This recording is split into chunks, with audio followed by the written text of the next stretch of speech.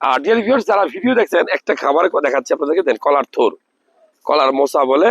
যে সকল মা বোনেরা রক্ত শূন্যতা রোগে ভোগেন, বা যে সকল পুরুষ মানুষ বা বাচ্চা রক্ত শূন্যতা রোগে ভোগেন। রক্ত শূন্যতা রোগটা কি? মনে রাখবেন, আপনার শরীর থেকে যদি কোনো কারণে রক্ত বের হয়ে যায়, সেটা ডেলিভারির পরে হইতে পারে, সেটা আপনার মাসিকের সময় বেশি ব্লাড ইয়ে হইতে পারে, একটা অ্যাক্সিডেন্ট হইতে পারে, অপারেশনের পরে হইতে পারে, খাবার কম খাওয়ার কারণে হইতে পারে। রক্ত শূন্যতা রোগ থেকে বাঁচতে হলে আপনাকে এই কলার থোর বা কলার মশা এটা খেতে হবে। এটা গ্রাম থেকে সংগ্রহ করবেন।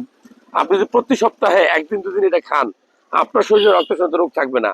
এবং এটার ভিতরে প্রচুর পরিমাণে ফলিক অ্যাসিড, আয়রন থাকে। যারা গর্ভবতী মা আছেন, তাদের গর্ভকালীন সময়ে প্রচুর ফলিক অ্যাসিড দরকার হয়, আয়রন দরকার হয়। এই কলার মোচা বা কলার থোর খাবেন। কে কে এই কলার মোচা এবং কলার থোর খান জানাবেন। তবে মনে রাখবেন, রক্ত শূন্যতা রোগ থেকে বাঁচতে হলে, প্রচুর ক্যালসিয়াম পাইতে হলে, প্রচুর আয়রন পেতে হলে, প্রচুর জিঙ্ক পেতে হলে, প্রচুর আমি বলবো যে ফলিক অ্যাসিড পেতে হলে এই কলার থোর নিয়মিত খাওয়া উচিত।